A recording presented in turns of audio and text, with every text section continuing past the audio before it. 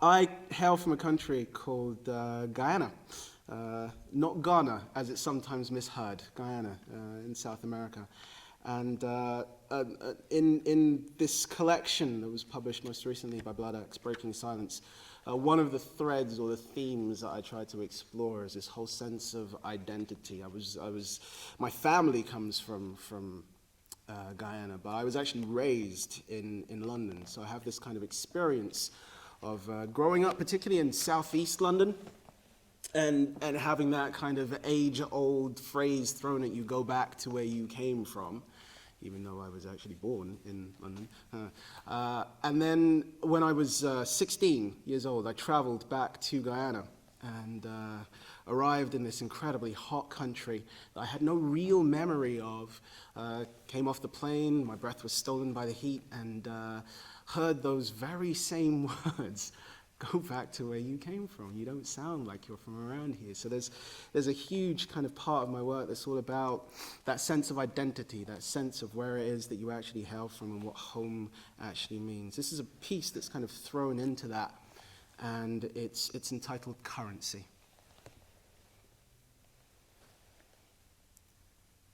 My grandfather worked the land with his hands. The first job I was paid for was Littlewood's Cafe.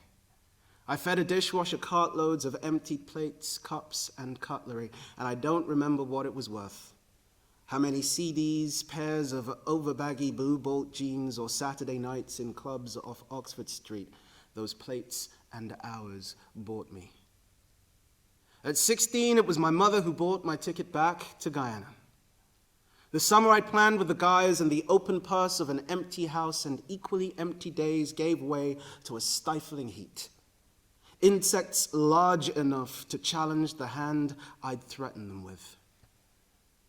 I spent the first 7 days cursing the rate of exchange, the tiny melody of mosquitoes' wings, whatever it is that makes foreign blood sweet. And I was foreign even before I opened my mouth. Off the ferry in Philippi, across the Berbice River, someone pointed out toward an unfamiliar horizon, finger following a line of telegraph poles to a vanishing point. All of this is yours, they said, all the way down to the sea, which wasn't close enough to be smelt or heard. Your family's land. Everything I could see was green. Nothing I could recognize, and things I didn't know how to name.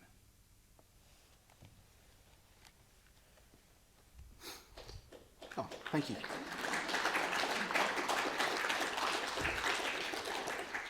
This next poem is a poem entitled Magnitude, and it attempts to really deal with the large numbers, the numbers that we find it difficult to actually comprehend. And it was written in response to the idea of slavery. Magnitude. There are 1 million grains in a 20-kilogram sack of rice, give or take. It's a hard enough number to imagine. The kind that slips through the fingers like digging your hands in that same sack, trying to feel for individuals, a number that surpasses counting. Bigger than the mind's computational eye, like the full, unending girth of sky, like death, the kind of threshold you give up on and take for granted. Imagine the sum in 11 of those sacks. And I'm trying to find a way to make that number real. Like how many pots and how long it might take to cook that much rice and still retain the detail of each swollen grain. A real fleshy equation that might capture the percentage of wastage, the amount that might fall and be forgotten even while trying to keep count, the appetite that might be necessary to take it all in. In a lesson on trying to make the abstract more concrete, one of my students, a Guyanese boy, late teens, shares a draft in which he's counting the breaths of a sleeping girlfriend.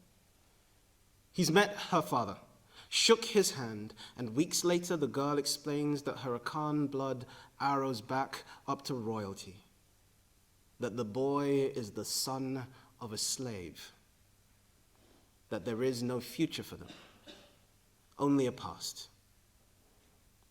I understand that the counting makes it easier, lends a sense of narrative, a march into the future of something as simple as breath, but it's not working. As much as I try, I can't suggest anything to make his poem any easier until he offers his own resolution. A memory of sitting on the seawall in Georgetown, facing the Atlantic, following darts of sunlight riding the backs of waves, wondering where each began, how each follows the heels of another as they furl towards wall or shore, how he can only understand as much of it as his eye can drink in, how the rest, for him, is a mystery.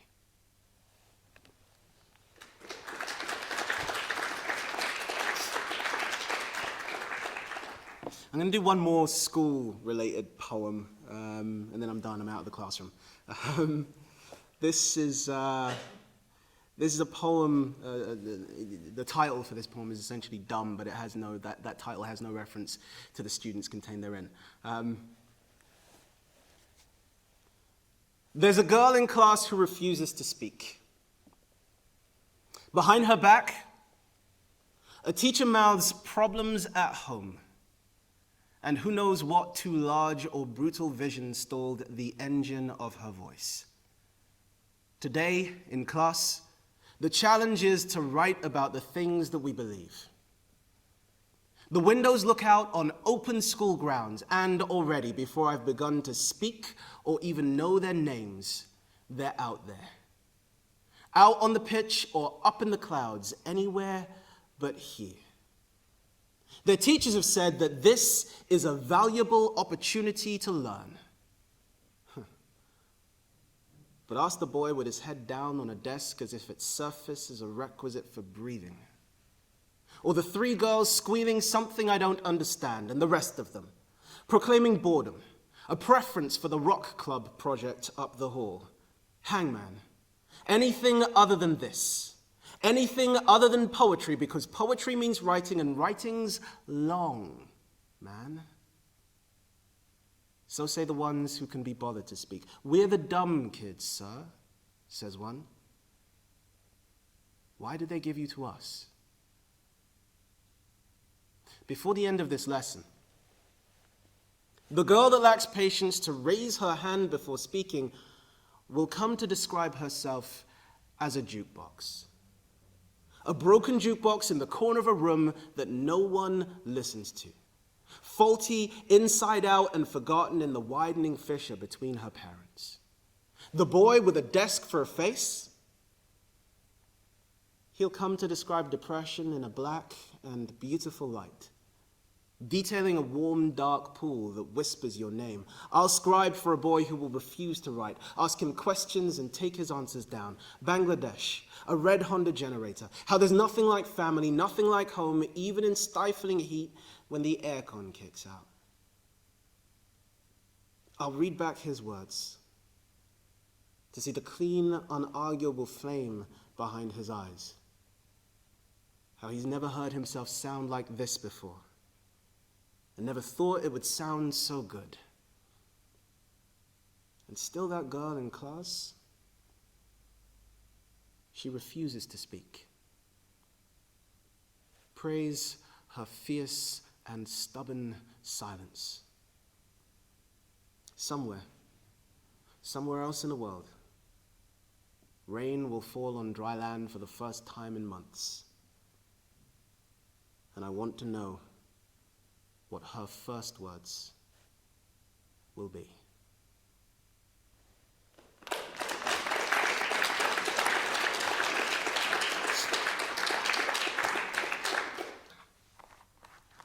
This is a poem, it's kind of a prayer of sorts, and that gives it its title. It's entitled An Ordinary Prayer.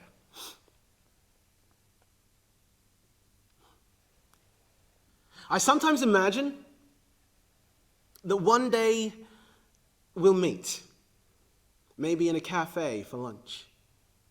You'll be someone I never expected, perhaps a 12-year-old boy crowned with the nimbus of an imperfect afro, perhaps a single mother with serene eyes and too many mouths to feed, a waiter on break, or a curt businesswoman in heels and a trouser suit, married to the job.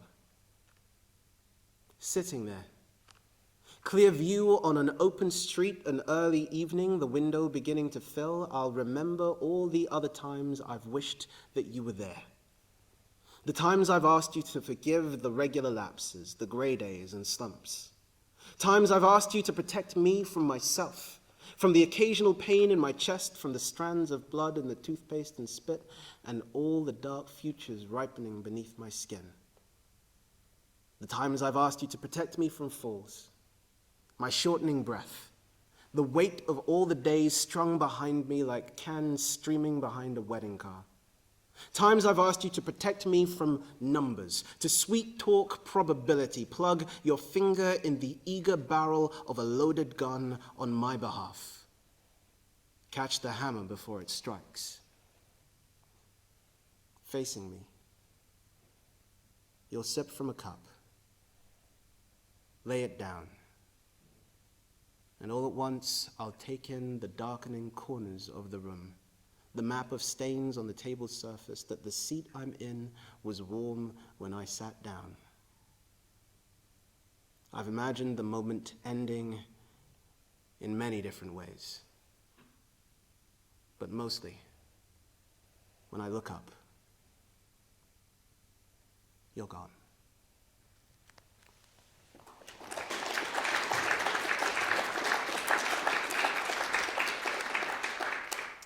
And I'm just going to end with one final poem.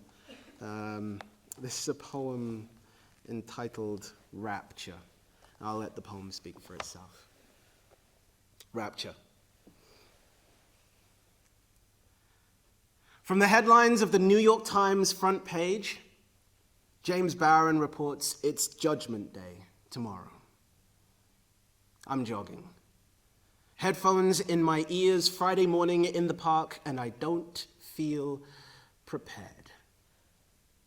There's sunlight in the spaces between the leaves and all the other things I haven't seen or done, but of course, none of that matters now.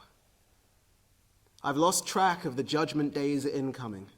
My money was on 2012. The ancient Mayan calendar. The ice shelves are falling, our mobile phones confuse the bees, and the mushroom clouds that overshadowed my youth still wait off stage to do their dirty work. And who was it that said that everyone's an atheist until the plane goes down?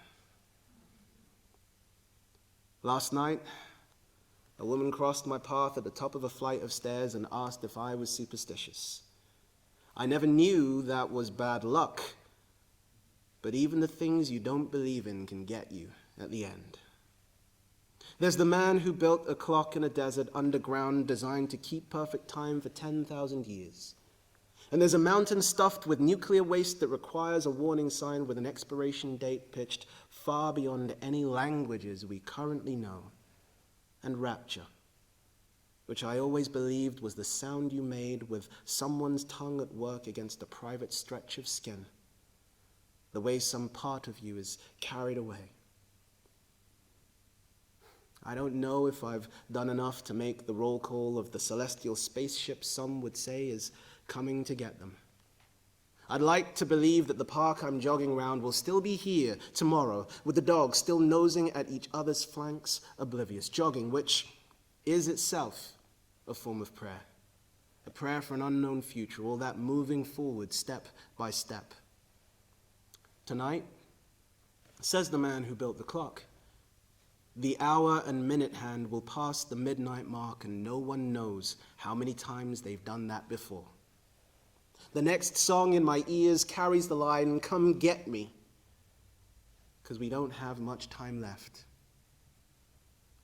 Perhaps our truer days of rapture or judgment are less grand or much more local, while elsewhere world still turns. Thank you.